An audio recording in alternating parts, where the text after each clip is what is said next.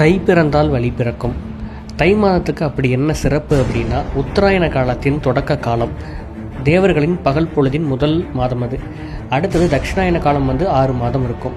இப்படி இந்த 6 மாதங்கள் சேர்த்து 12 மாதங்கள் தான் தேவர்களுக்கு ஒரு நாள்.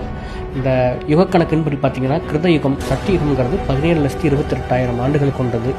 அடுத்து வர திரேதாயுகம் 12,96,000 ஆண்டுகள் இருக்கும்.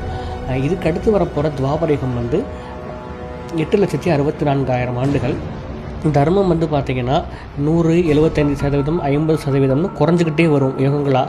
அடுத்து வரக்கூடிய கலியுகம் 4,32,000 ஆண்டுகள். தர்மம் 25% இருக்கும்.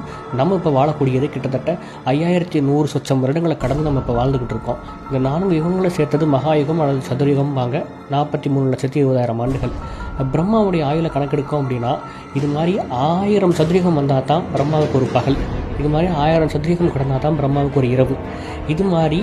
இது பிரம்மாவின் ஒரு நாள் கணக்கு. இது மாதிரி 360 நாட்கள் 100 வருடங்கள் போட்டிங்கன்னா பிரம்மாவுடைய ஆயுள் காலம். இப்போ இருக்க பிரம்மாவுக்கு 51வது வருடத்தில் முதல் பகல் பொழுது நம்ம இருக்கோம். இந்த பிரம்மாவுக்கு 100 வயது ஆகும்போது மொத்தமாக மகா பிரளயம் நடக்கும். எல்லா படைப்புகளும் மகாவிஷ்ணுவிடம் போய் லயமாகும். மொத்தம் எத்தனை வகையான பிரளயங்கள் இருக்குது, பிரளயத்துக்கு அப்புறம் என்ன நடக்குங்கிறத மற்றொரு காணொளியில் பார்க்கலாம்.